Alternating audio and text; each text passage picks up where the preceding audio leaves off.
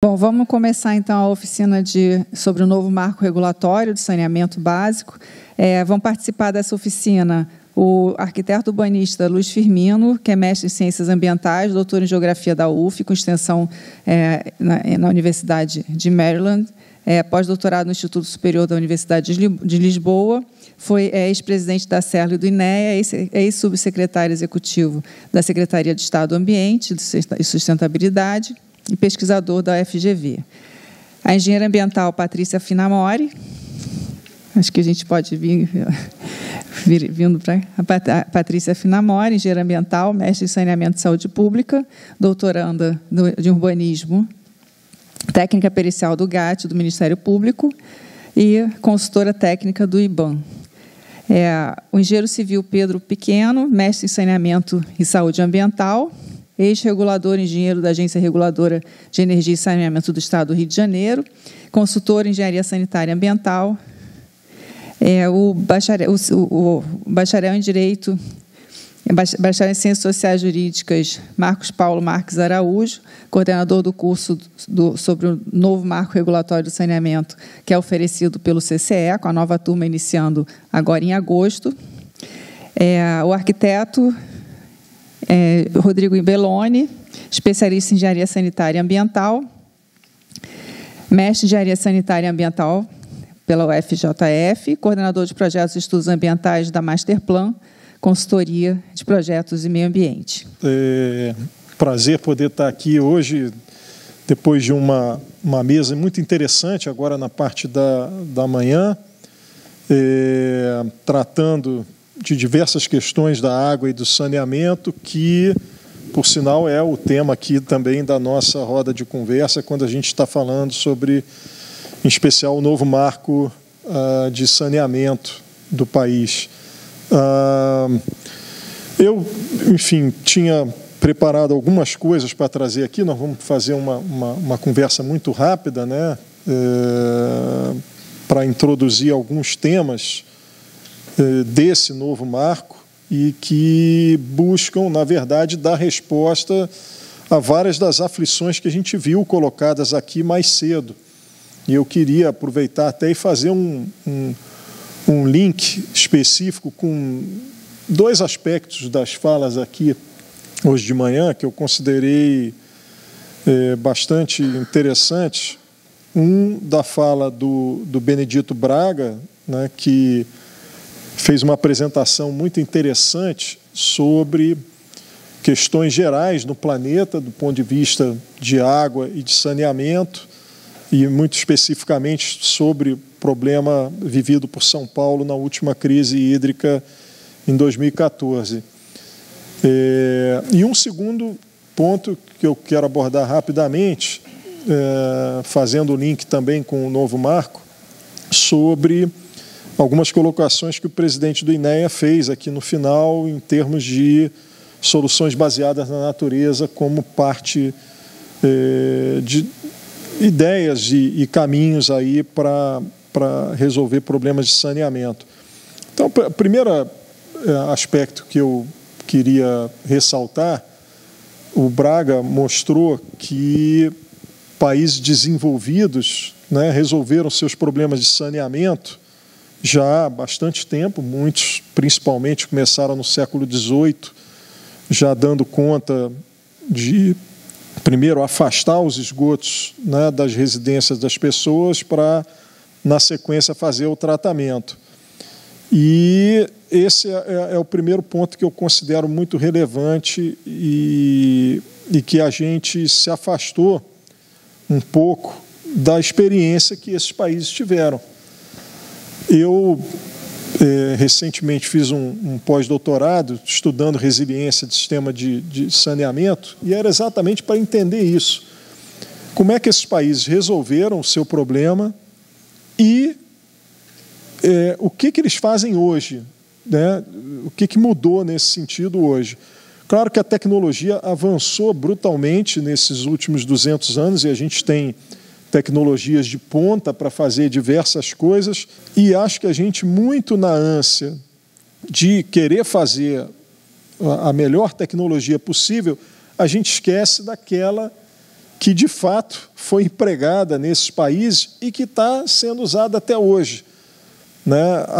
As cidades, em geral, são urbanizadas num primeiro momento, levando asfaltamento, levando a pavimentação das vias, colocação de calçada e, por consequência, colocação de sistemas de drenagem pluvial, que é o primeiro passo que faz o afastamento dos esgotos da frente das casas que antes conviviam com vala negra, com, enfim, esgoto a céu aberto.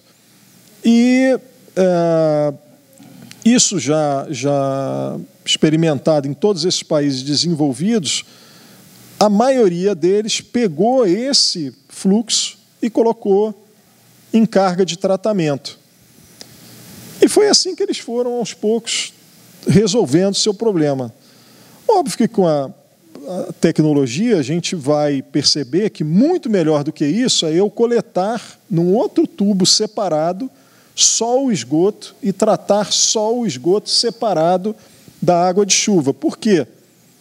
Por uma série de questões. A principal delas é que quando chove, o sistema de drenagem que é usado para escoar a chuva acaba empurrando e levando o esgoto, por mais que você tente tratar ele no final, para o corpo hídrico, seja ele qual for.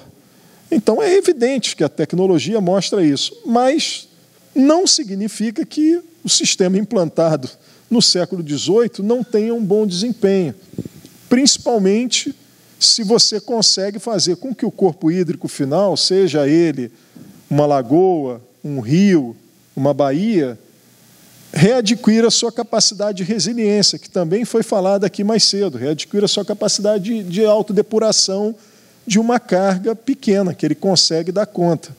O que eu quero dizer com isso é que, pesquisando todos esses países, eu não encontrei nenhuma exceção no mundo, nenhum país abandonou esses sistemas implantados naquele período. Muito ao contrário, todos eles vêm buscando uma maior eficiência desses sistemas. Vou dar um exemplo aqui. Londres não pensa em hora nenhuma em quebrar a cidade inteira e botar um sistema separador absoluto para substituir o de afastamento implantado pelos seus sistemas de galeria.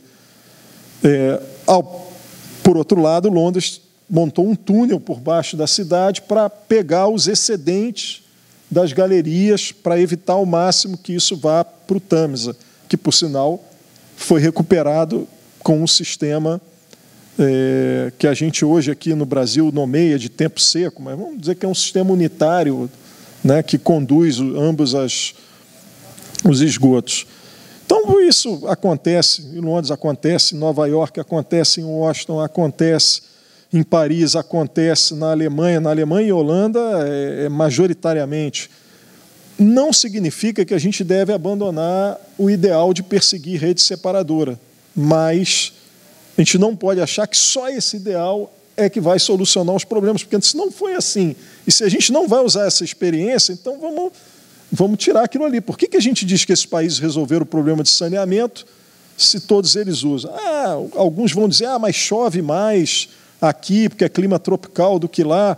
E esse foi um dos principais temas que eu enfrentei no pós-doutorado e peguei casos do clima tropical aqui, idênticos, e comparei com do clima europeu, do clima temperado, e a conclusão que eu cheguei é que a perda de eficiência daqui é pouco maior do que 10% em relação a deles lá. Então, não justifica em hipótese nenhuma, não dá tempo de falar aqui como é que chegou a isso, mas há todo um desenvolvimento de pensamento científico por trás.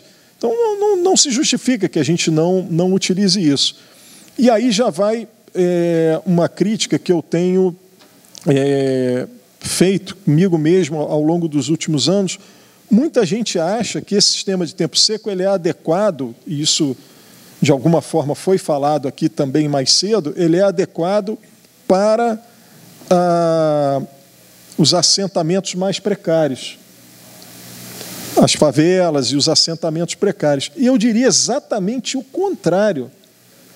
Num local como a Rocinha, que foi mostrado aqui de manhã, muito menos provável que o tempo seco dê certo, porque eu não tenho, de fato, ali redes de drenagem subterrâneas que estão praticando afastamento.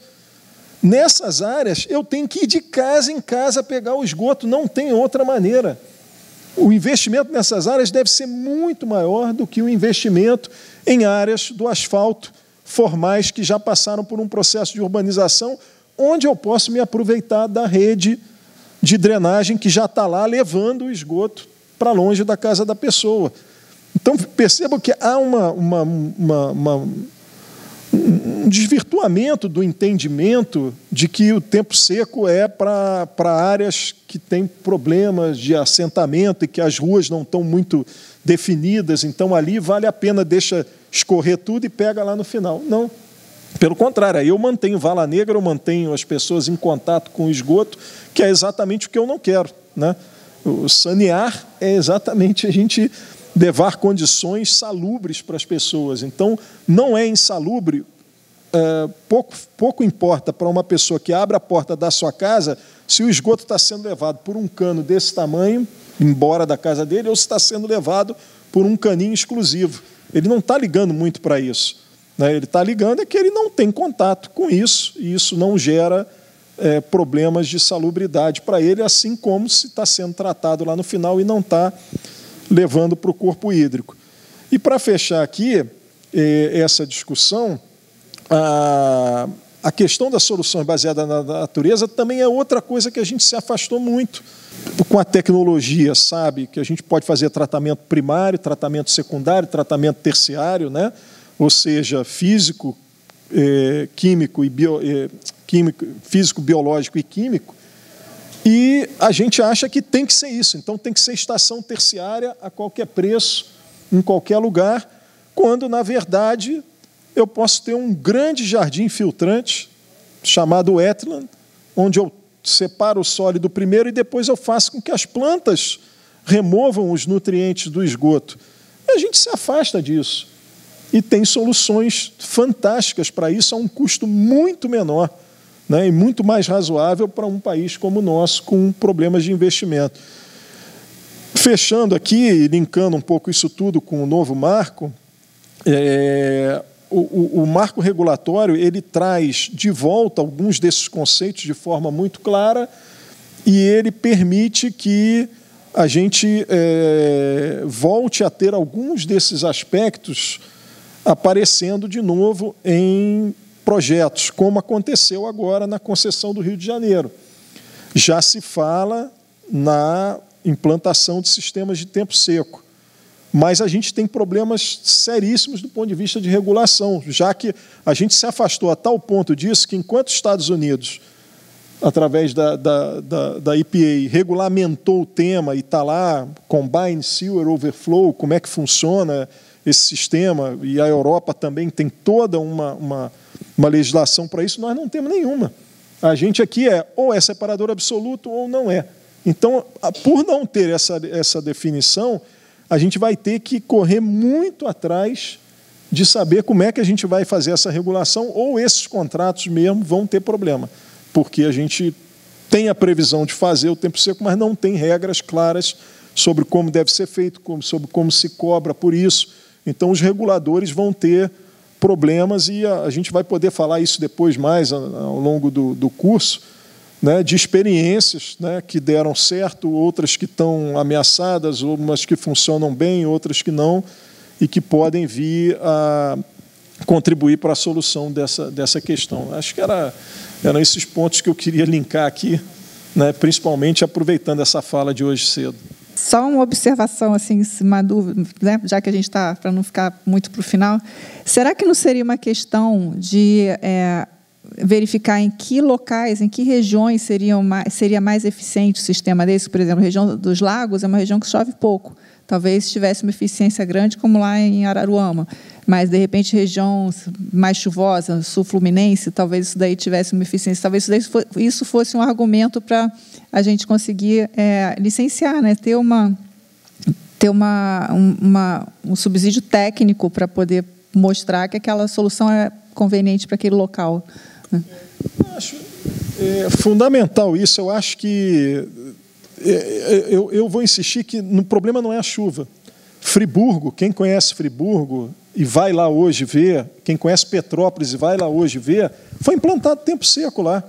E você vê os rios cristalinos, rios que antes não estavam cristalinos.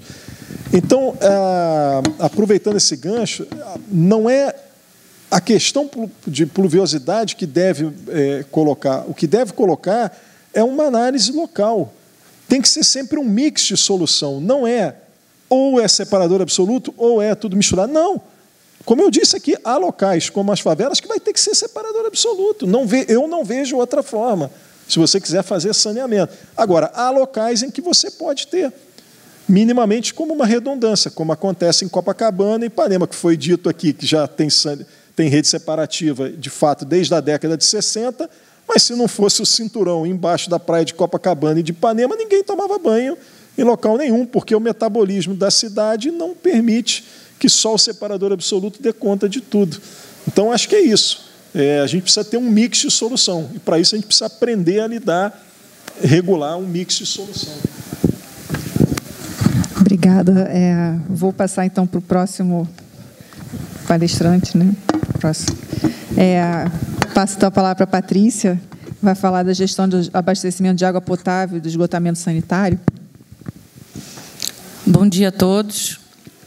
Eu vou trazer aqui uma abordagem mais pautada no direito humano à água e ao saneamento, que eu acho que é uma abordagem um pouco explorada, assim, sobretudo quando a gente fala do novo marco. Para isso, eu vou trazer uma brevíssima contextualização do que é o direito humano à água e ao saneamento, né? O Brasil ele é signatário de uma resolução da ONU de 2010 em prol do direito humano à água e ao saneamento. E aí eu faço aqui, então, a minha primeira crítica, digamos, ao novo marco. O novo marco, que a gente chama de novo marco, né? A Lei 14.026, ela é de 2020. Ela vem trazendo profundas alterações no que a gente, de fato, tinha como marco legal de saneamento básico, que é a Lei 11.445 de 2007. A gente perdeu aí, nesse momento, a oportunidade de trazer o direito humano à água como um princípio dentro do novo marco. Eu acho que uma questão temporal, a gente não pôde ter isso, né, no marco de 2007, mas poderia ter sido trazido agora. É a primeira crítica que eu faço, assim, porque o novo marco traz algumas questões que acabam criando um certo desafio, sobretudo quando a gente olha pela abordagem do direito humano à água e ao saneamento. Acho que a primeira contextualização importante a ser feita do direito humano também é quais são os critérios normativos que regem o direito humano à água e ao saneamento. E aí eu vou trazer aqui os 5 critérios normativos que balizam, né, o direito humano. O primeiro dele é a disponibilidade. O Regulamento do Direito Humano à Água e ao Saneamento ele entende que a água tem que ser disponível a todos, mas a disponibilidade ela se dá em várias camadas da vida da gente. Não é só a água que a gente bebe em casa ou que a gente utiliza em casa. É também água nas instituições de ensino, ou seja, ter água aqui você está cumprindo o direito humano à água e ao saneamento. Nos locais de trabalho, onde as pessoas trabalham, nos órgãos públicos, nos locais públicos para as pessoas poderem usufruir desses serviços. Pode parecer tolo, né, do tipo, mas ter água em escola? Tem muito lugar em que as escolas não têm aulas porque não tem água todos os dias. Tem muitos locais que as pessoas deixam de frequentar o trabalho porque não tem água diariamente na sua casa. Então, pensar sobre essa perspectiva traz uma outra forma de abordar o problema. O segundo critério normativo dos direitos humanos é a qualidade e a segurança. Nesse caso, a legislação brasileira, né, ela é muito profícua. A gente tem a portaria de potabilidade, que já é uma portaria antiga, que prevê parâmetros e critérios a serem estabelecidos para garantir que essa água que chega na casa das pessoas ela tenha parâmetros mínimos de potabilidade que garantam a segurança daqueles que estão consumindo essa água. O terceiro critério seria a aceitabilidade. A água que chega na casa das pessoas ela tem que ser aceitável. A gente teve aqui no Rio de Janeiro um exemplo muito emblemático, que foi o caso da Geosmina, de 2021, né? A concessionária dizia que a água estava dentro dos padrões, que cumpria todos os padrões de potabilidade, não promovia nenhum risco para aqueles que estavam utilizando a água, mas as pessoas não queriam utilizar essa água, por conta do gosto, do cheiro, enfim. E aí, nesse caso, você tinha, então, também um critério sendo violado, digamos assim, por conta da inaceitabilidade daquela água que estava sendo oferecida. Os dois últimos critérios, eles dizem respeito à acessibilidade. O primeiro deles é a acessibilidade física, ou seja, ter água no seu local de moradia, ou não necessariamente na casa da pessoa, mas a uma distância possível. O regulamento fala disso porque, em muitos locais, as pessoas não têm, por exemplo, banheiro dentro de casa. E aí pensar que tem que estar numa distância segura para mulheres poderem, à noite, ir ao banheiro. Às vezes a gente fala de uma realidade que parece muito longe da nossa, mas se a gente for para pensar, às vezes, em áreas rurais aqui do estado do Rio de Janeiro, você tem locais onde as pessoas não têm banheiro dentro de casa. Então, há que se pensar nisso também. E o último, que é o que acho que eu vou me aprofundar mais aqui, porque eu acho que é o que tem maiores desafios a serem enfrentados, tendo em vista o novo marco de saneamento, é o que trata da acessibilidade financeira. É entender que não só disponibilizar o serviço para que as pessoas possam acessá-lo, mas também disponibilizar a partir de um custo, de um preço, que elas possam acessá-lo. Porque não faz muito sentido você oferecer um serviço que as pessoas não podem pagar por ele. Faz com que as pessoas tenham água na porta de casa, mas não possam utilizar essa água porque não têm condição de pagar por essa água. E acredito que esse critério do direito humano é aquele no qual a gente tem que ficar mais atento quando a gente fala do novo marco. O novo marco ele traz a possibilidade trouxe a possibilidade, a gente, aqui no Rio de Janeiro foi um dos primeiros estados a ver isso, né? Essa troca da gestão, até então muito concentrada na mão das companhias estaduais de saneamento, né, empresas públicas, com as suas deficiências, as suas questões que vêm sendo discutidas desde a década de 70, quando elas foram criadas. O novo marco trouxe a possibilidade de ampliação desse mercado para a iniciativa privada, e aqui no estado do Rio foi justamente o que aconteceu. A gente tem a saída da companhia estadual e a entrada de 3 empresas privadas na operação desses serviços. E aí a questão da acessibilidade financeira ela começa a ficar premente, porque as empresas privadas, e aí não é nenhuma crítica, tem a intenção de redução de perdas e de aumento de faturamento. A empresa ela vem como um negócio, enxerga aquilo como um negócio e tem a visão de que a gente tem que, então, conseguir a arrecadação decorrente da prestação desse serviço. No entanto, a gente está falando de uma realidade onde boa parte da população pode não ter capacidade de pagar por esse serviço que está sendo cobrado nos moldes do que é feito hoje. A tarifa mínima de água do estado do Rio de Janeiro ela é na faixa de R$ 130 para água e esgoto. E aí, se a gente for falar em R$ 130, algumas famílias, esse valor ele é inviável, ele inviabiliza o acesso ao abastecimento de água e esgotamento sanitário por incapacidade de pagamento. A família não pode pagar por esse serviço. E aí, o que se vislumbra é a possibilidade, então, de atendimento dessas famílias via tarifa social. A tarifa social ela é um mecanismo, né, um artifício financeiro de redução, aqui no caso do Rio de Janeiro, né, de redução dessa tarifa mínima em torno de 60%. Então, se eu, morador, pagaria 130, se eu sou elegível à tarifa social, eu pagaria R$ 40. Aí, aqui eu trago 2 questões, né? A primeira é, quem são os elegíveis à tarifa social? Essa é uma discussão que tem sido muito feita aqui no estado do Rio de Janeiro, porque os critérios de elegibilidade da tarifa social são critérios definidos no final da década de 90, é um decreto de 99, que tem suas falhas e que não tem sido cumprido, não vinha sendo cumprido, né, pela SEDAI, e continua não sendo cumprido. É um decreto que estabelece que todo morador de áreas de especial interesse social é sujeito à tarifa social, ou seja, todo mundo que mora na Rocinha, aqui do lado, seria elegível à tarifa social. Todo mundo que mora em conjuntos habitacionais de baixa renda seria elegível à tarifa social. A SEDAI, o que ela vinha fazendo, ela era meio discricionária nesse sentido, porque as periferias que se enquadravam nesses critérios, em geral, eram contempladas com a tarifa social, mas, de um modo geral, o que a SEDAI fazia era não cobrar. Essas favelas, em grande parte, que você tem eram moradores que não pagavam pelo serviço. E aí, em resposta, acho que a fala de manhã acho que foi muito elucidativa nesse sentido, o René falou disso no Complexo do Alemão, em resposta que se tinha um serviço muito precário também. Né? Manobras, você não tem água todo dia, tem áreas que você não é atendido, mas, de uma maneira geral, era uma acessibilidade financeira que estava sendo garantida pela isenção total da conta. Com a atuação das novas empresas agora, o que a gente tem visto é uma entrada massiva das empresas nessas áreas para a cobrança da tarifa social, mas sem um critério muito definido. Em alguns municípios, o critério que está sendo divulgado pelas empresas é o CAD único, que não é um critério previsto em lei, né? Embora não seja um critério ruim, não é o que está sendo previsto, foi alguém que resolveu que não, então o CAD único vai ser o critério da tarifa social. Quem está inscrito no CAD único vai ser contemplado pela tarifa social. Em outros municípios, o que a gente tem acompanhado é que não só quem está inscrito no CAD único, mas aquele que está beneficiado por um programa social, ou seja, famílias inscritas no Bolsa Família, então essas são aquelas que são focalizadas no benefício da tarifa social.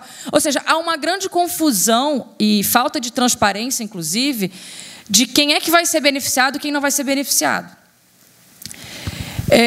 E um segundo desafio aí é que, para muitas famílias, mesmo o benefício da tarifa social pode vir a ser um encargo muito pesado para os orçamentos familiares. Para algumas famílias que recebem até meio salário mínimo, o grupamento familiar, que é o grupo que a gente considera como de extrema pobreza, famílias cadastradas no CAD único consideradas de extrema pobreza, elas têm uma renda aí de menos de meio salário mínimo familiar. Para essas famílias, até os R$40 da tarifa social pode ser um valor que comprometa outros direitos. Aí, voltando ao direito humano à água e ao saneamento, o que ele entende como não acessível, por que eu não posso pagar? A família que não pode pagar é aquela família que pode estar abrindo mão de outros direitos essenciais, como, por exemplo, comer, comprar um medicamento, ter acesso a outros direitos essenciais para ter acesso à água. E o quão duro é isso, né? O quão perverso é isso, você fazer uma família escolher se ela vai comer ou vai beber água, se ela vai comer ou comprar o medicamento que é necessário para ela. Então, o direito humano à água entende como inacessível essas famílias que têm que fazer essa escolha de Sofia, que é entre um direito e outro. Entendendo, então, que essas famílias que estão vivendo com menos de meio salário mínimo, elas não seriam capazes de pagar nem a tarifa social, como, então, contemplar essas famílias? E aí vem, acho que o último ponto que eu queria trazer aqui, que não só aí não é uma coisa do Rio de Janeiro, do Estado do Rio de Janeiro, o Brasil, de uma maneira geral, os concessionárias e os regulamentos de água e esgoto no Brasil não tem a previsão de isenção da água para quem quer que seja, mesmo para esses grupos considerados extremamente pobres. Eu participo de um observatório, o Observatório Nacional de Direito Humano à Água e ao Saneamento, e, no último ano, eles fizeram um levantamento e verificaram que só o estado do Maranhão e do Pará, em decorrência da pandemia, previram nas suas estruturas tarifárias de prestação de serviço, de abastecimento de água e esgotamento sanitário, categorias isentas para o serviço de água e esgoto. O Estado do Rio de Janeiro, como eu falei, né, assim como a grande maioria dos estados brasileiros, não tem essa previsão, ou seja, não há a possibilidade de você isentar um morador, falando regularmente, né? Como eu falei, a SEDAI fazia isso de uma maneira fora do regulamento, era uma prática da concessionária, mas que não era regulamentada, mas, pensando pelo regulamento, não há previsão de isenção dessas famílias. Então, entender que a gente, talvez, com essa entrada das companhias privadas para o atendimento, e aí pensando na universalização, sem enfrentar essa questão de que eu posso acessar essas famílias fisicamente, eu posso entrar com água nas favelas, nas periferias, mas se eu cobrar um valor que essas famílias não têm condição de pagar, essa universalização, ela, na verdade, ela fica no meio do caminho. Ela acaba por não ser, de fato, concluída. O que a gente tem aqui no Rio de Janeiro, e aí, fechando a minha fala, algumas iniciativas tentando enfrentar esse problema. Você tem agora na Alerj uma discussão quente, por sinal, de alteração dos critérios de tarifa social. Você tem um projeto de lei tramitando para a previsão da ampliação da tarifa social para outras categorias de usuários, que não só aqueles que são contemplados no decreto de 99, para tentar regularizar essas famílias que, por exemplo, estão inscritas no Cade Único, porque, pelo regulamento atual, só quem está em área de especial interesse social, mas tem muitas famílias pobres, que, inclusive inscritas nos cadastros sociais do governo, que não são elegíveis à tarifa social. Se eu for levar a regra ao pé da letra, está inscrito no Cade Único, mas não mora em área de especial interesse social, que é o caso, por exemplo, das periferias na Baixada Fluminense, acontece isso muito. Tem municípios da Baixada Fluminense em que metade da população está inscrita no Cade Único, e essas famílias atualmente não são aptas à tarifa social, porque elas não se enquadram nos critérios previstos, regulares, né, de novo. Então, o projeto de lei, que está tramitando na LERJ, ele vem um pouco nesse sentido de tentar ampliar esse alcance do benefício da tarifa social para essas famílias, para tentar enfrentar essa questão da acessibilidade financeira. Depois da aprovação, digamos assim, do projeto de lei, o que eu acredito que a gente vai ter que discutir é como encaixar esses novos critérios e esse novo alcance da tarifa social nos contratos que já foram assinados. Os contratos foram assinados em 2021, né, Operação 2022. Você tem a previsão nesses contratos de atendimento de 5% das famílias com tarifa social. Só para ter uma ideia, a cidade do Rio de Janeiro tem 20% das pessoas morando em favelas, ou seja, já de cara é um contrato que foi pensado muito descolado da realidade da cidade do Rio de Janeiro, que dirá dos outros municípios atendidos. Então, é uma discussão que, de cara, a gente já vê que ela precisaria ser feita. Com a aprovação do projeto de lei da tarifa social, ampliando ainda mais esse benefício, é uma discussão que vai ficar ainda mais tensionada, digamos assim. E, para além disso, você tem uma iniciativa da Defensoria Pública do Rio de Janeiro também, de uma ação civil pública, ajuizando uma ação civil pública, foi ajuizada no Dia Mundial da Água, tratando sobre um volume mínimo vital de água, entendendo a necessidade, então, de isenção de água para algumas famílias, trazendo para o debate a discussão para a isenção de água para algumas famílias, e como também adequar isso, enquadrar isso dentro desses critérios e esses regulamentos que já estão postos, que já estão sendo utilizados junto às novas concessionárias. Então, acho que a minha ideia aqui era trazer um pouco essa abordagem do direito humano, da acessibilidade financeira, porque eu acho que, com o novo marco e com a entrada das novas concessionárias, eu acho que é uma questão que vai vir quente. Acho que é uma discussão que precisa muito ser feita. As empresas têm falado de ampliar, expandir os serviços. Eu acho que expandir os serviços, mas não acessar as famílias a esses serviços é um contrassenso. Então, acho que é importante a gente começar a trazer essa discussão, porque pode parecer segmentada, né? A gente está falando só de uma parcela, mas, no caso, por exemplo, do Estado do Rio de Janeiro, da concessão do Rio de Janeiro, a gente está falando de muita gente. Muita gente que se enquadra dentro desses critérios. E é estranho isso não estar sendo tão discutido, né? Eu acho que é uma discussão que a gente tem que trazer mais para esses espaços, tanto para a universidade, para os espaços de discussão pública, como é o que tem sido feito na LERJ, acho que para os espaços também das novas concessionárias. A gente tem visto os diretores das concessionárias participando de muitos debates em várias instituições, né? Então, é importante a gente trazer isso para esse debate começar a ganhar um pouco mais de corpo, porque eu acho que é uma questão que não é médio ou longo prazo, isso vai vir a ser uma questão, eu acho que é uma questão de curto ou curtíssimo prazo, né? Porque, na medida que as pessoas vão começar a acessar e começar a chegar a conta na casa delas, contas que não chegavam, isso vai ser uma grande discussão.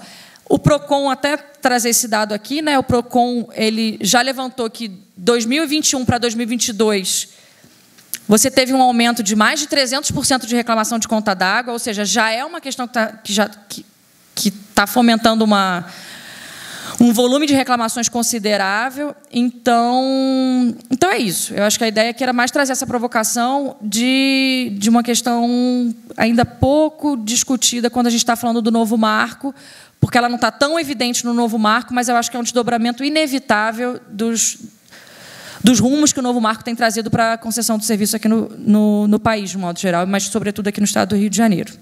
É isso. Obrigada. Inclusive, só uma observação, né? Acho que essa é uma questão que não foi abordada aqui, pelo menos nas apresentações que eu vi. E como é que a gente vai falar de melhoria de qualidade da água, melhoria de qualidade de vida e as pessoas que fazem, né, melhoria do meio ambiente, mas as pessoas fazem parte, né, são parte do meio ambiente. As pessoas vão deixar de ter acesso a um bem, a um direito, e isso realmente não vi sendo discutido antes. Obrigada, Patrícia. Que se alguém tiver alguma colocação no final, a gente conversa aqui, faz uma roda, continua a nossa conversa após aqui, né? Então, agora eu vou passar a palavra para o Rodrigo, falar um pouquinho de gestão de limpeza urbana e manejo de resíduos sólidos, né, trazendo esse tema que eu acho que é fundamental, já que o nosso assunto do dia é saneamento. Então, por favor. Obrigado a todos, obrigado aos presentes, professores, colegas aqui. Prazer enorme estar aqui falando sobre um tema que é uma paixão da minha vida, né, falar sobre resíduos, né, trabalho com isso faz 20 anos. Quem tem ali um colega, meu chefe, inclusive, que me acompanhou desde a minha formação e testemunho de que trabalhávamos em lixão. Né? Nós tínhamos uma realidade de... Eu vou falar um pouco do histórico, eu fiz uma timeline ali para a gente dar uma contextualizada e chegarmos aí ao marco, mas foi isso o tempo, já nesse século, que nós trabalhamos em lixão. Né? Quem era da área de resíduos e trabalhava com gestão de resíduos, inevitavelmente trabalhava em lixão. Então, eu voltava para casa, morava sozinho, eu perdi algumas namoradas porque eu tinha cheiro de lixo. Entendeu? Eu voltava para casa com cheiro de lixo, eu nem sentia mais, trabalhava naquela realidade dos catadores, das dificuldades, de todo o bolsão de miséria que se formava e que é uma realidade que ainda se mantém em muitos lugares. Né? Então, falar sobre isso é um grande prazer. Né? Então, a gente tem ali uma linha do tempo, não sei se tem um laser point, mas a gente tem um início dessa história toda, que a gente fala que culminou, né, em todas as nossas políticas de hoje, ela começa em 1876, aqui no Rio de Janeiro. Né? Rio de Janeiro é uma cidade avant-garde, né? Sempre foi uma cidade que instituiu aí políticas relacionadas a saneamento muito antes de muitas outras fora do nosso continente mesmo. Né? Cidades europeias não tinham, Paris não tinha sistema de saneamento, e o Rio de Janeiro já estava instituindo ali políticas de saneamento já em 1850. Né? Então, a gente tem aí, em 1876, o primeiro contrato de limpeza urbana do Brasil. Olha que interessante, né? A limpeza urbana, hoje predominantemente pública, ela nasce privada, no Rio de Janeiro, num contrato cujo dono da empresa, né, ele dá origem ao que nós hoje temos aí de norte a sul do Brasil, conhecido como garis. Né? Então, a primeira empresa de limpeza urbana do Rio de Janeiro, o proprietário se chamava Aleixo Gari, era um francês, e que tinha aí uma percepção relacionada à limpeza urbana, e que ele consegue vender isso para o governo ainda do Império.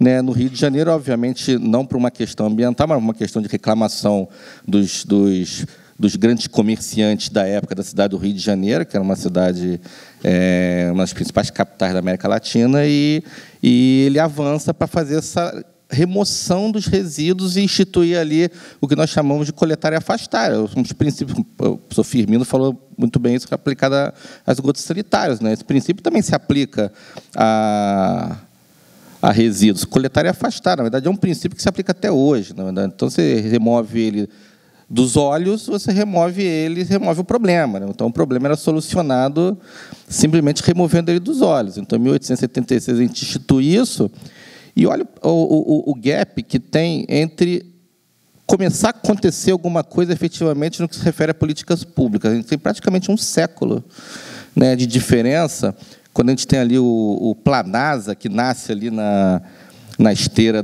do antigo Banco Nacional de Habitação, o BNH, que basicamente tinha políticas relacionadas apenas à água e esgoto, onde a professora Patrícia colocou, onde nascem as estatais de saneamento, né, no Rio de Janeiro, SEDAG, né, depois vira SEDAI, né, por exemplo. E esse Planasa, né, que ele fazia financiamentos na área de saneamento, ele não tinha resíduos na sua componente. Né, então, tinha componente de água e esgoto, mas ele sim, ele via BNH, ele conseguia prover aí municípios recursos para aquisição de máquinas e equipamentos para criar lixão. Né? Então, a gente já teve no Brasil já uma política de Estado que permitia a criação de lixões, porque lixão era uma solução. de afastamento. Lixões eram dispositivos eu vou falando tecnicamente, tá? De disposição final, normalmente distantes das áreas urbanas, entendeu? Então, Gramacho era um grande exemplo. Gramacho acaba que fica depois populoso ao seu entorno, mas no início, lá nos anos 1900, final dos anos 1960, nos anos 1970, não era um lugar completamente inóspito, deserto, distante, para onde se mandavam os resíduos da região metropolitana, em grande parte. Então, tinha-se esse conceito ainda, em pleno de 1970, quase já chegando ao final do século XX, a gente ainda tinha esses conceitos. E a gente começa lá em 1989, sim, eu acho que o jogo começa em 89, né, assim, em 1989. Pena que os alunos não estão aqui em grande parte, eu acho que a maioria nem era nascido, talvez. Entendeu? Então, acho que a gente começa o primeiro jogo, grande jogo assim, que a gente vive hoje, né, que é relacionado a descarte de embalagens de agrotóxicos. Por lei, isso foi definido. Lá no campo já se tinha esse problema. Agricultores morriam aí por utilização de benzeno hexaclorado, era um pó laranja bonito para caramba, que era extremamente cancerígeno, e isso motivou ali o que nós hoje chamamos de logística reversa. Não existia nem essa possibilidade de nomenclatura, né? Então, em 1989, começa o jogo. E em 1991, a gente tem aí o que deu origem ao que nós temos hoje como a Política Nacional de Resíduos Sólidos, né? Uma PL que foi apresentada no Congresso Nacional e que ele simplesmente vem para resolver problemas de resíduos, na época chamados hospitalários, hoje resíduos de serviço de saúde. E essa PL, ela evolui durante quase 20 anos de discussão no Congresso. Ela nasce com um propósito e ela se encerra com outro propósito, lá pulando de 91 para 2010, com a aprovação da Política Nacional de Resíduos Sólidos. Olha quanto tempo isso ficou sendo discutido, amadurecido, incrementado, enriquecido. Teve muita participação da academia, teve muita participação dos grandes conselhos, enfim. Então, o que se chegou aí hoje a Política Nacional de Resíduos Sólidos, que nasceu em 91.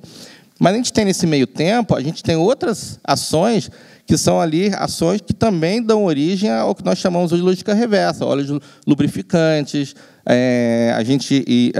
posteriormente, a gente tem aí pilhas e baterias, etc. E, nesse meio tempo, pronto, a gente tem ali a política, Lei de Diretrizes Nacionais de Saneamento Básico, a 11445, que é aí uma das nossas principais diretrizes e que ela vem e unifica em saneamento as 4 componentes principais, né, que abastecimento de água e esgotamento sanitário, né, que já eram componentes sanitárias, e aí ela inclui drenagem e manejo de resíduos sólidos como componente de saneamento básico no Brasil. Então, hoje, quando a gente fala em saneamento básico, a gente não fala mais sobre água e esgoto. Isso ainda é ainda muitos falam sobre isso, é um conceito ultrapassado. Na verdade, o saneamento básico ele inclui drenagem pluvial e inclui resíduos sólidos urbanos.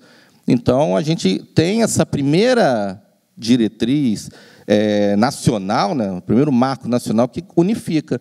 Só que ela não aprofunda, por quê? Em resíduos, porque o projeto de lei já estava avançando e 3 anos depois ele é aprovado e a gente tem aí a nossa política nacional aprovada. Deixa eu agora avançar. Aí, pronto, com a política nacional avançada, a gente começa a ter nossos marcos temporais, eles diminuem.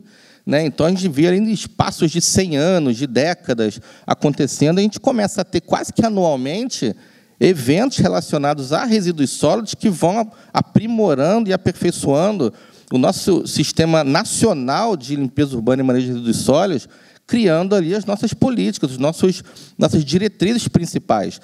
Tudo começa, o professor Firmino colocou bem, tudo começa lá atrás, os países avançam dentro de diretrizes e elas se mantêm, se perpetuam ao longo do tempo, e isso eu imagino que no Brasil vai acontecer ao longo dos anos, e a gente vai amadurecer e vai desenvolver isso mais, mas tudo começa no âmbito do desenvolvimento de políticas públicas para resolver problemas nacionais, problemas regionais, problemas de caráter local. Então, a gente tem ali, em 2012, a gente já tem acordos setoriais de logística reversa. Lembrando, a Política Nacional de Resíduos Sólidos traz uma nomenclatura interessante, logística reversa. Não se falava nesse termo, logística reversa, antes de 2010, a não ser na academia, nos artigos técnicos, mas ninguém falava de forma abrangente sobre logística reversa. Essa semântica não existia no Brasil.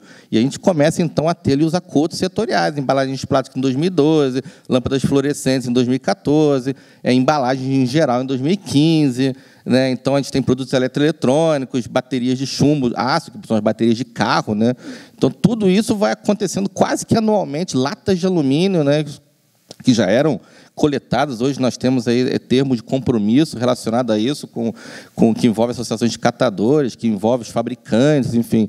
Então, nós temos, e aí, por fim, a gente chega a 2020 e nós temos o novo marco regulatório do saneamento.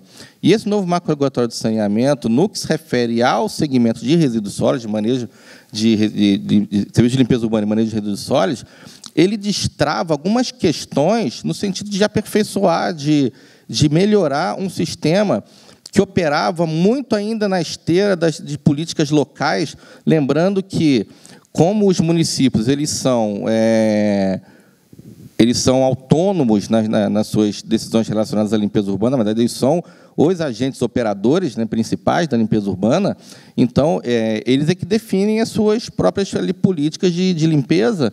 E o acordo setorial, ele vem, o acordo setorial, o novo marco regulatório, ele vem no sentido de que esse sistema ele tem que se aprimorar ao mesmo ponto que água e esgoto vem se aprimorando. Ou seja, é um serviço que tem que ter regularidade, tem que ter segurança, ele tem que ser abrangente no sentido não só da coleta, mas preocupado também com a questão do destino final. Então, não se aceita mais, embora isso venha da nossa Política Nacional de Resíduos Sólidos, né, que já estabelece que lixões, né, enfim, não são mais aceitáveis, obviamente não usa esses termos, mas ele induz a leitura de que lixões não são mais aceitáveis à medida que a gente só pode dispor no ambiente rejeitos, ou seja, tem que esgotar todas as possibilidades de remoção ali de materiais aproveitáveis, né, então, seja orgânico ou não orgânico, né? Mas o novo marco regulatório ele traz dispositivos para tentar trazer segurança ao sistema.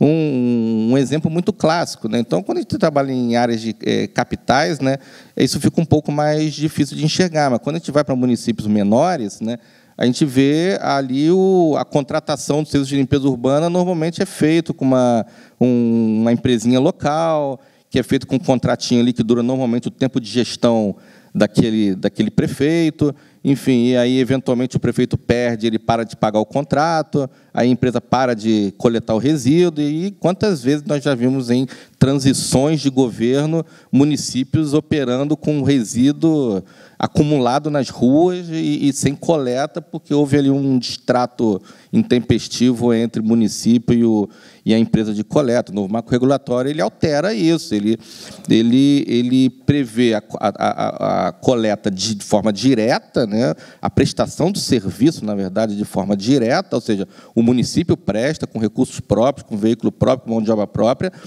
ou ele não vai fazer mais a terceirização clássica, ele vai ter que instituir um sistema de concessão, ou seja, é um contrato de concessão que prevê regulação, que prevê fiscalização e com tempo longo, no mínimo 20 anos, 20 a 25 anos. Do mesmo modo que por exemplo, contratos de abastecimento de água e esgotamento sanitário, né, que são concessões privadas, mas são concessões. Então, que possuem segurança. A pessoa liga e reclama, né? Assim, está faltando água na minha casa, né? Para quem se liga no município quando a coleta não é feita, né? Não tinha esse canal, não existia isso. E o novo marco regulatório ele destrava isso um pouco e impõe aos municípios buscar soluções que não são soluções meramente individuais, porque à medida que não se pode mais ter contratos curtos de limpeza urbana e não se pode fazer disposição em lixão, os municípios são empurrados a buscar soluções, muitas vezes consorciadas, né? Então, ele vai tentar dialogar com os municípios vizinhos e tentarem ali instituir um sistema de consórcio público intermunicipal para resolver, para dar escala ao processo. O problema de resíduo é escala, né? Então, só se atrai o setor privado para a área de resíduos quando existe escala de produção de resíduos, e em municípios de até 50 mil habitantes isso é muito difícil, e em municípios de 50 mil habitantes são quase 60% dos municípios brasileiros, ou seja, isso é muito difícil. Então, o novo marco regulatório empurra eles à busca de soluções compartilhadas, soluções consorciadas. Então, o novo marco regulatório ele traz essa ferramenta. E, ao mesmo tempo, ele também obriga os municípios a fazerem o seu planejamento. Então, definindo ali as diretrizes de planejamento para a resolução desses problemas. Então, a ponto de os repasses relacionados à fonte de participação dos municípios ou outros subsídios serem suspensos à medida que os municípios não cumprem ali a sua obrigatoriedade de elaboração dos seus planos municipais de gestão integrada de resíduos sólidos, né? Só chegando aqui ao fim já. Então, hoje nós estamos na fase 4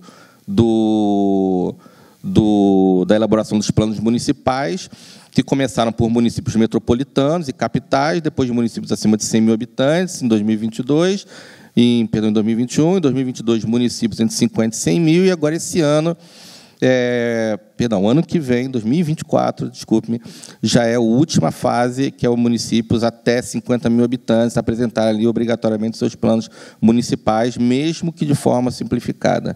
Então, e aí depois disso vai, caso não haja renovação, prorrogação de um prazo que já foi prorrogado inúmeras vezes, já começa a ter municípios aí com dificuldade de obtenção de FPM, né, Fundo de Participação, por conta de descumprimento. Então, ou seja, as políticas estão instituídas e isso vai avançando à medida que o tempo vai passando. E, por fim, pós-marco regulatório, a gente já teve ainda uma efervescência no ano passado, né, que a gente teve aí o decreto 10936, que fez um novo regulamento, ele alterou, aperfeiçoou o regulamento da lei da Política Nacional de Resíduos Sólidos, né?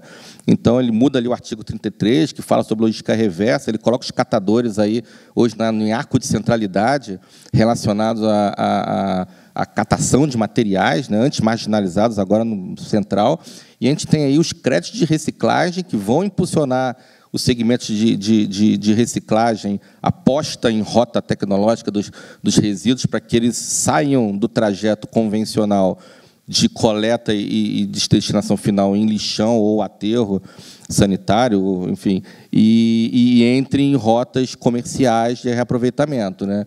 E, em 2022, o Planares, também o Plano Nacional, ou seja, 12 anos depois da Política Nacional de Resíduos Sólidos, o Brasil estabelece o seu plano nacional com as suas metas, as suas diretrizes estabelecidas aí para os próximos anos a nível nacional e que, obviamente, tem reverberação aí em todos os municípios, à medida que eles também têm que ter as suas metas e diretrizes para a resolução desse problema. Bom, encerro aqui minha apresentação, agradeço a todos, muito obrigado. Obrigada. A gente agora vai passar para uma parte mais jurídica, né, começando com o engenheiro Pedro Pequeno, falando da regulação para o saneamento básico.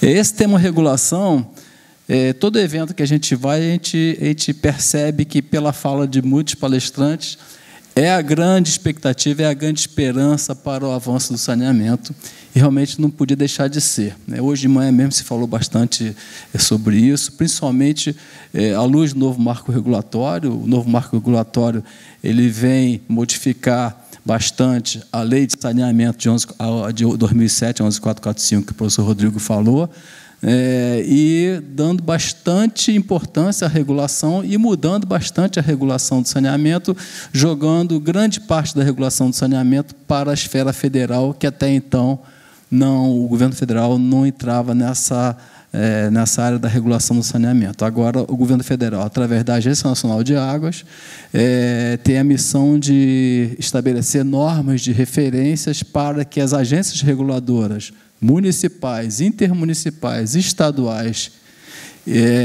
possam ter algum norte que, na verdade, antes da Agência Nacional de Águas entrar, né, representando o governo federal, as agências eram, em alguns aspectos, meio diferenciadas, assim, agindo de forma não muito direcionada em alguns aspectos. Então, a esperança é que, no início, inclusive, quando o governo federal entrou através da ANA, houve uma resistência muito grande em relação, das agências já estabelecidas, principalmente as estaduais, o que viria a ser a regulação no nível federal. Mas agora a coisa está se ajustando, as agências já existentes, municipais, intermunicipais, estaduais, estão até colaborando e estão gostando do surgimento das normas de referência. Tá? A regulação, não só para saneamento, mas para qualquer serviço público, é sempre uma coisa muito desejável. A gente está aqui falando de saneamento, mas a gente vê a questão do transporte público, vê a questão da energia elétrica, vê a questão, agora, os 10% de aumento dos planos de saúde aí, é uma questão que totalmente de regulação, né? Então, a gente muitas vezes não percebe, mas a gente vive sob a prestação de diversos serviços públicos que, por muitas vezes, carecem de uma regulação mais de qualidade, mais efetiva.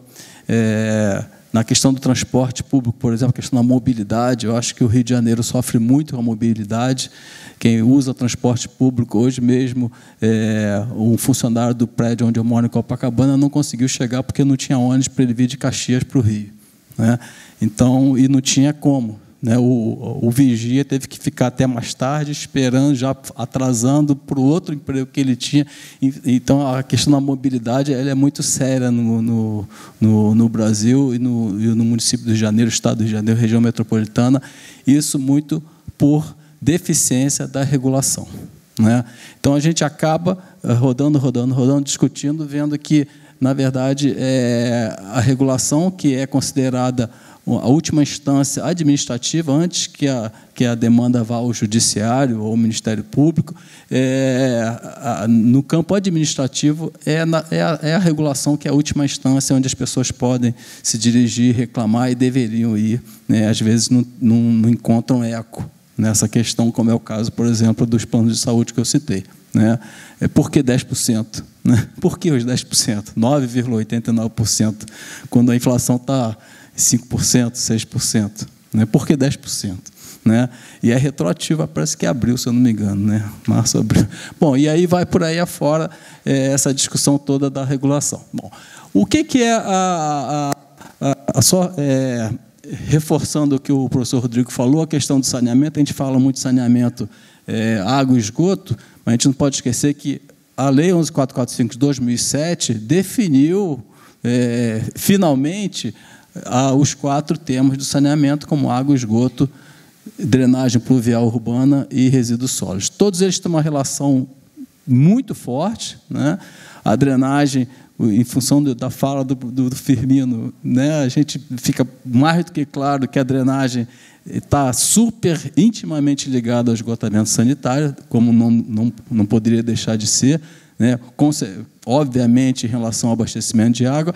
E a questão dos resíduos sólidos, apesar de ser uma dinâmica diferente, uma lógica diferente, mas a deficiência na gestão dos resíduos sólidos influencia bastante a questão da drenagem, a questão do esgotamento sanitário. Né? E toda a questão da ambiental, dos corpos hídricos, etc., e tal, como foi falado de manhã aqui. Então, eu achei muito, muito interessante que a Lei 11.445 definiu o saneamento como esses 4 temas, deixou de fora o controle de vetores, outras questões ambientais, resíduos sólidos industriais, etc., mas eu acho que fechou em 4 temas que têm bastante relação. Né? E trouxe, a 11.445 trouxe, em várias passagens dela, principalmente num capítulo exclusivo da regulação, todos os mecanismos que a regulação do saneamento devem ter. Né? Então, se a gente pegar a 11.445, ler pelo menos o capítulo 5, a gente vai ver como é importante a regulação do saneamento e todos os critérios que ali estão estabelecidos. E existe uma prática da gente ver a regulação como esse triângulo, né? Um triângulo equilátero em que o regulador estaria no centro desse triângulo, tentando equilibrar os interesses desses vértices aí, que os vértices, todos nós somos usuários, temos nossos interesses, mas você tem sempre um poder concedente na prestação de um serviço público, que é o dono do serviço. No saneamento, normalmente, esse dono do serviço é o município, em muitas situações compartilhado com os estados, mas o município está sempre presente como dono do serviço, como poder concedente, e o prestador dos serviços. Né? Se a gente olhar o abastecimento de água,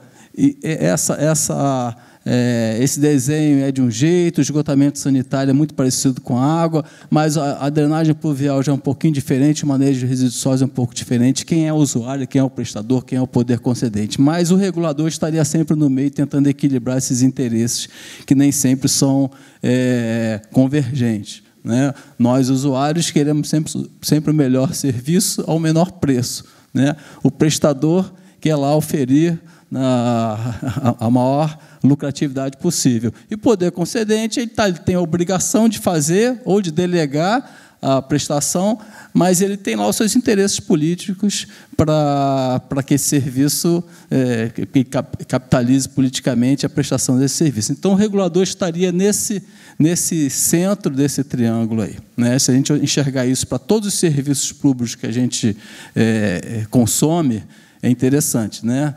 Ver a importância do regulador, né?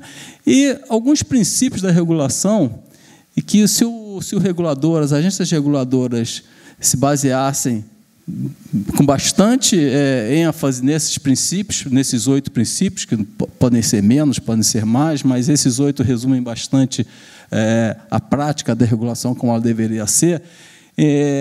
Então, o regulador ele tem que pensar naquele serviço público, principalmente saneamento, na sua universalidade, na busca da universalidade, ou seja, o serviço ele tem que ser abrangente. A gente falou aqui de manhã, a gente fala o tempo todo, que os nossos serviços de saneamento básico eles não atendem a 100% da população quantitativamente, muito menos qualitativamente, né? A gente vê, muitas vezes, sistemas de esgotamento, bairros ou cidades atendidas por sistemas de esgotamento sanitário, com rede de coleta, com tratamento, etc., mas com que eficiência esses tratamentos?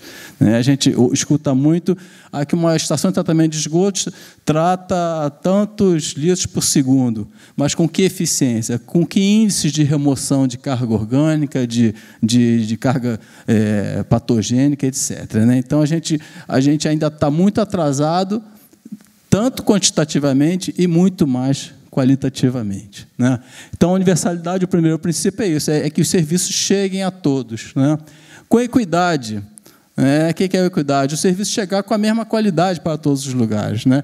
Nesses anos que eu trabalhei como regulador, a gente via no município do Rio de Janeiro o prestador de serviço, que agora, com a mudança do modelo, isso está melhorando um pouco. Eu moro em Copacabana e a água na minha casa chega, mas eu sei que não chega o tempo todo, né? Você vai para a zona norte, zona oeste, lá de dentro, é pior ainda. Ou seja, falta muita água, existe uma intermitência muito forte, né? E a gente vai para as leis, né? O regulador vai para as leis. Qual é a lei que fala que não pode ter intermitência? A gente pergunta isso, as pessoas não sabem. Mas está na portaria de potabilidade, a antiga 518, depois mudou para a portaria 5, hoje é 888. Portaria 888 é uma portaria que preconiza a qualidade da água, a potabilidade da água, mas é lá num artigo dessa portaria do Ministério da Saúde que diz que a água tem que ter sempre, uma redistribuição de água tem que ter sempre pressão positiva. Ou seja, não pode ter intermitência. Porque a intermitência, ou seja, a pressão negativa numa rede de água, ela faz com que as impurezas entrem no sistema de água e por conta da saúde pública. Então, o regulador tem que avaliar o cruzamento de diversas legislações para atuar sobre o prestador, né? Muitas vezes eu até falava isso dentro da agência reguladora, de forma indireta. Então, a questão de saúde pública está colocada numa portaria de potabilidade, que quem tem que tratar disso são as vigilâncias sanitárias, estaduais e municipais. E, muitas vezes, o regulador fala assim, não tem nada a ver com isso, é a vigilância sanitária que tem que atuar. Só que tem alguns estados, o de Minas, por exemplo, que a agência reguladora estadual tem convênio com a vigilância sanitária estadual justamente para atuar sobre o prestador à luz da portaria 888. Né? A mesma coisa do meio ambiente, né? Muitas vezes o regulador fala assim, o que eu tenho a ver com a questão que se uma estação de tratamento de esgoto não está tratando com eficiência? Isso é com o órgão ambiental, no caso do Rio de Janeiro é com o INEA. Isso caiu nas minhas mãos uma vez, essa demanda sobre Búzios, né? E queriam atribuir a poluição de uma praia de Búzios pela ineficiência de uma estação de tratamento de esgoto de Búzios. O que eu sugeri na época? Vamos perguntar ao órgão ambiental. O órgão ambiental é que dá a licença prévia, a licença de instalação e a licença de operação. E a licença de operação tem que ser o tempo todo verificada se está sendo cumprida. O órgão ambiental falou, não, essa estação está legal. O problema da poluição dessa praia não é dessa estação. É uma rede pluvial, tá? Era uma rede pluvial que caía do lado, no cantinho, cai até hoje, no cantinho da praia de Jeribá. Então, se detectou, através de uma regulação indireta, ou seja, o regulador consultando o órgão ambiental, que a poluição daquela praia não se devia à estação de tratamento de esgotos, e sim ao sistema de drenagem pluvial que poluía uma praia. Mais uma vez, corroborando um pouco com essa questão da abordagem conjunta do sistema de esgotamento sanitário com o sistema de drenagem pluvial, né? Acessibilidade, o terceiro ponto, o terceiro princípio, digamos assim, tem tudo a ver com o que a Patrícia falou. Não adianta você ter o serviço, estar disponível, ser igual para todo mundo, que não é, está difícil de ser, né? Mas a pessoa não poder pagar, né? Então, o regulador tem que prestar atenção nisso também. Definir as tarifas. A principal atribuição de uma agência reguladora é a regulação econômica, né? Muitas agências acham que só tem que ser econômica também, mas, na verdade, é esse conjunto todo. O regulador tem que estar atento à questão tarifária, que é uma das principais demandas na regulação do saneamento, para ver se aquela tarifa está módica, né? E tarifa módica não é só uma tarifa barata, muitas vezes é uma tarifa que seja capaz, né, possível de ser paga, né, avaliando-se a capacidade de pagamento dos usuários, se foi falado hoje de manhã aqui também, mas também que remunere os investimentos, remunere a operação, a manutenção e garanta lá a margem de lucro do prestador, porque tem que ter também, né? A continuidade, como eu falei, a intermitência é muito forte no sistema de abastecimento de água e tem efeitos sobre a saúde, sobre a qualidade de água, né? Então, a continuidade é importante, né? Os sistemas dificilmente têm pressão positiva o tempo todo, infringindo a portaria 888 do Ministério da Saúde, e essa é uma preocupação que o regulador tem que ter. Como é que garante essa continuidade, né? Garante o mínimo de interrupções na rede, né? Adaptabilidade tem tudo a ver com o que o Firmino falou também, a questão da tecnologia. A tecnologia muda, né? Os sistemas, os contratos e os sistemas são de longo prazo, um contrato de concessão de 20 anos, 25, 30 anos. Né? A tecnologia não é a mesma. Né? As estações elevatórias vão mudando com o tempo. Agora a gente está discutindo muito, até tive a oportunidade de fazer um trabalho sobre isso, sobre eficiência energética no sistema de saneamento. Né?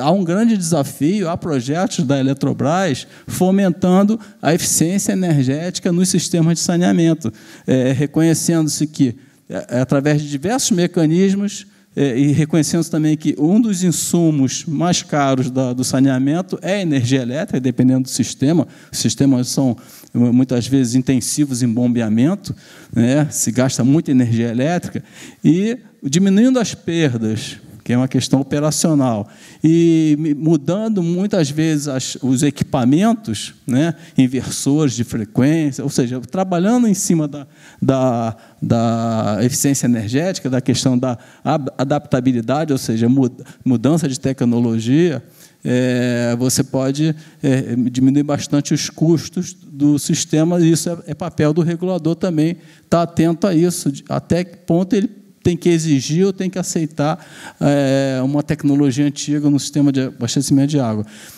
Só para vocês terem uma ideia, a questão do reajuste tarifário de uma empresa de saneamento tem que levar em consideração a eficiência. Por exemplo, o reajuste tarifário da SEDAI, que ainda prevalece para esse modelo agora, ainda não foi alterado, é reposição de custos do exercício anterior. É a tal do fluxo de caixa descontado, é uma linguagem econômica. Mas, ou seja, você gastou muito em 2022, você tem que repor isso em 2023. Onde está a eficiência para isso? Já os contratos de concessão da região dos lagos é diferente, é uma fórmula paramétrica.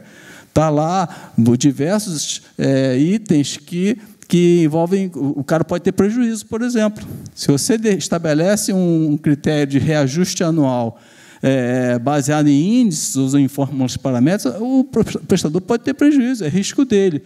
Agora, quando você está sempre repondo o custo do ano anterior, você não vai ter nunca prejuízo. Qual é a eficiência que se busca aí? Né?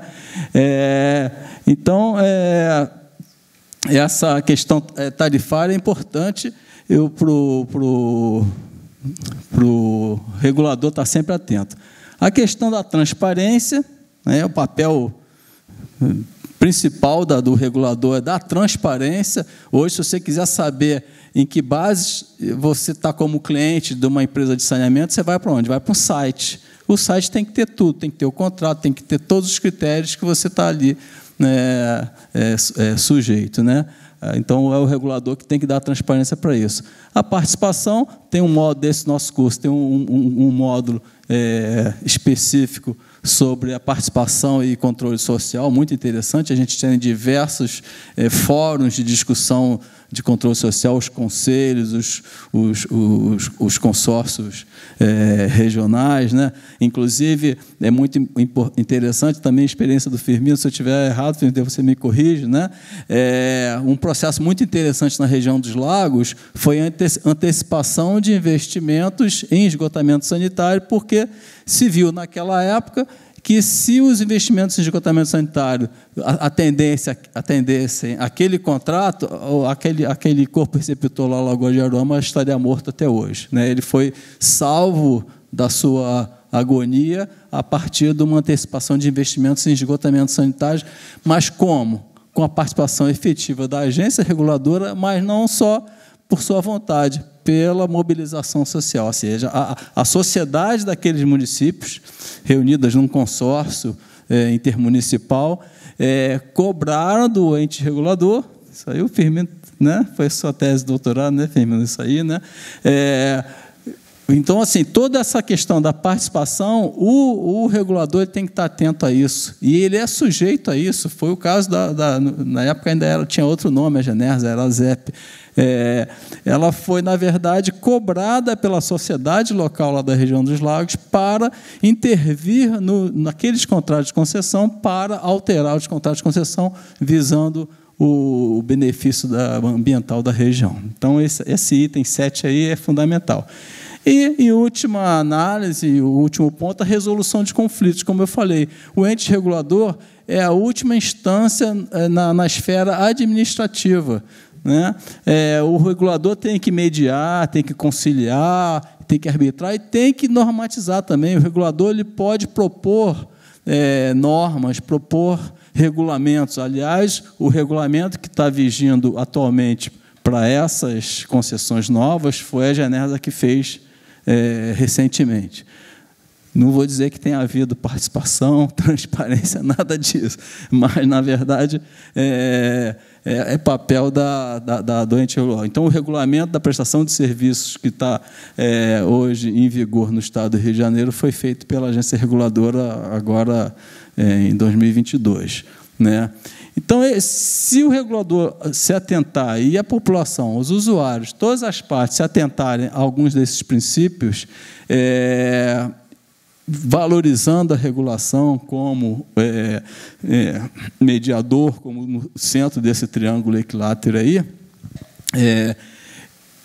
a gente estima-se, né, a gente espera que os serviços melhorem, né? Que é o que todo mundo quer, os serviços melhorem e a gente melhore com esses índices do saneamento, não só para água, mas para esgoto, para drenagem e para resíduos sólidos também. Como o Rodrigo falou, um pouco mais da metade do lixo brasileiro tem destino adequado, né?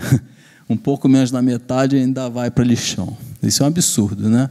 Isso é um absurdo, a gente ter 210, 20 milhões de habitantes, sabendo que um pouco menos da metade do lixo dessa população ainda vai para lixão, né? E isso é uma deficiência de quê? De regulação, né? A deficiência da colocação em prática de alguns desses princípios junto ao regulador, né? À medida que a gente avance com esses pontos aí, reforçando o papel do regulador, reforçando o papel do regulador federal no estabelecimento de normas de referência para que os outros entes reguladores pratiquem, a gente espera que a gente avance aí. As metas todas hoje colocadas são para 2033, né? Porque são as metas dos Objetivos de Desenvolvimento Sustentável das Nações Unidas, né? Faltam 10 anos só, a gente está daqui em 10 anos, eu, sinceramente, acho que essas metas não vão ser cumpridas, né? O novo marco regulatório coloca lá 100% de abastecimento de água e 93%, 92%, 93% de esgotamento sanitário até 2033. Pode ser que em quantidade a gente consiga lá ver, mas em qualidade eu acho difícil, tá? E no caso da água, a qualidade, principalmente em relação à intermitência, e no caso do esgotamento sanitário, é o esgoto sendo tratado com o mínimo de impacto ambiental nos corpos receptores, né? Então, vamos ver, né? A gente tem 10 anos para isso aí. Vamos ver se a gente, em 10 anos, a gente tem que trabalhar muito para, em 10 anos, atingir esses objetivos do desenvolvimento sustentável. Tá bom, gente? Era isso aí, tá? Fico à disposição, tá? Obrigado. Bom, agora, então, o último professor a falar, o coordenador acadêmico do curso sobre o novo marco regulatório, que está sendo oferecido pelo CCE, é o professor Marcos Paulo. Boa tarde a todos e a todas. Primeiro, eu gostaria de agradecer ao NIMA, à PUC, a professora Ana Cristina, pelo convite, de estarmos todos aqui nesse momento, falando desse tema tão relevante, que é saneamento, que, como a professora Patrícia falou, está ligado diretamente a direitos humanos, está ligado ao direito à saúde, está ligado ao direito à existência. Por falar por último, acaba sendo um desafio, porque dá vontade de dar um pitaco em cada uma das falas que me antecederam. E acaba também que muito que foi falado, eu vou acabar bypassando e comentando a respeito. Não obstante, eu decidi ir um pouco além e trazer um tema que eu escrevi recentemente a partir de um grupo de pesquisa, e que é um tema que hoje é desafiador não só para o setor, mas creio que também para a humanidade, que está ligado diretamente à questão de meio ambiente, que é o impacto das mudanças climáticas na gestão do saneamento básico. Hoje pela manhã, eu tive numa oficina com crianças numa escola de rede municipal de ensino. Foi bem interessante estar conversando com as crianças e falando sobre o ciclo da água, que tem a ver com o ciclo da vida, né? E remete muito a esse processo que nós estamos passando, onde a água ela vem da terra, né, subterrânea, sai das fontes, vai para um riachozinho através da nascente, chega a uma cachoeira, né, transforma-se num rio um rio caudaloso como o Rio Amazonas, e atingimos aí os oceanos. Em razão do Sol, né, tem uma precipitação da água, ela vai até as nuvens, chove, retorna para a Terra e fica nesse fluxo da água. Essa água sempre existiu, nunca deixou de existir, temos nossas geleiras, temos o nosso ciclo, então a água, tal qual nós conhecemos, sempre existiu aqui no mundo, né, no nosso planeta. E esse ciclo hidrológico e esse processo de clima também sempre existiu. Não obstante, pela intervenção antrópica, a intervenção do homem, através do nosso ciclo linear de produzir, consumir e gerar resíduo, nós estamos afetando o sistema biótico do nosso planeta, nossa resiliência planetária sendo cada vez mais afetada pela forma como nós lidamos com esse planeta. Hoje vivemos cada vez mais um processo de geração gigantesca de resíduos, que é um mal moderno, né? É resultado da nossa sociedade de consumo. A sociedade essa que vive para consumir e consome para viver, né? Todos nós, de manhã já ligamos a torneira para obter água. Quem tem água em suas casas, né? Quem tem acesso e possa pagar por isso.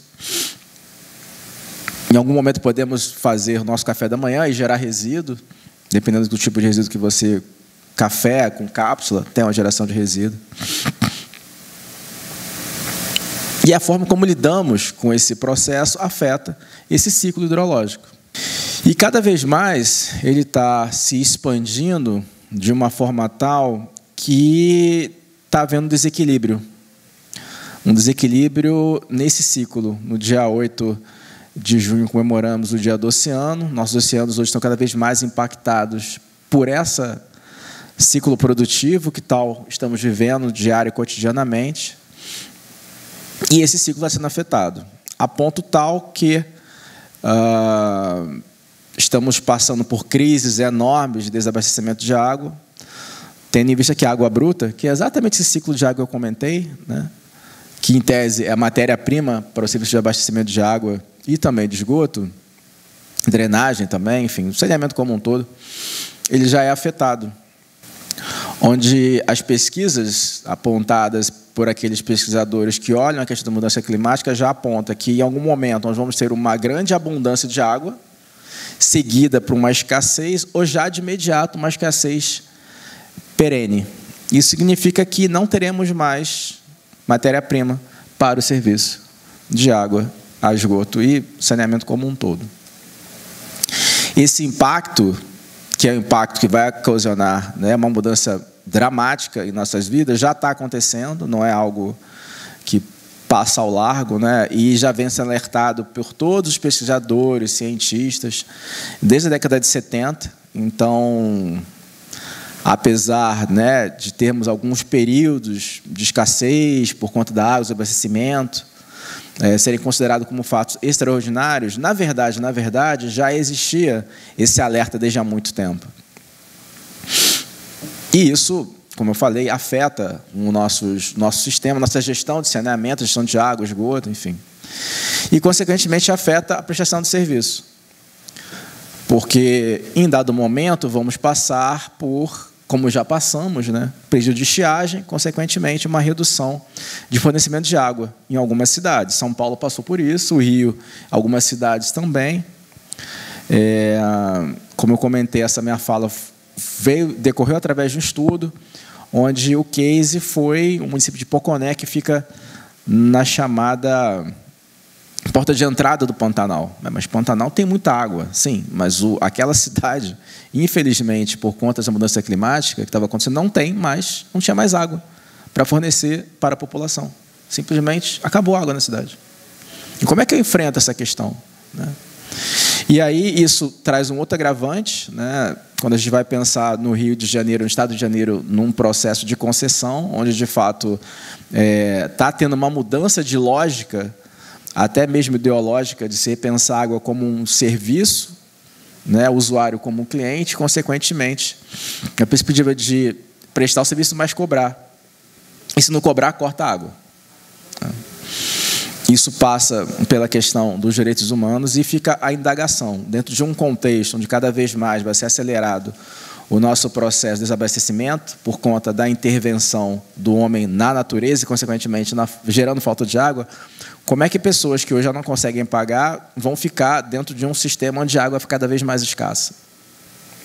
Então, essa pergunta que a professora Patrícia nos trouxe, da família escolher entre comida e água, vai ficar cada vez mais agressivo, no sentido de entender que ele não vai ter mais direito à água, simplesmente porque a água vai ficar escassa.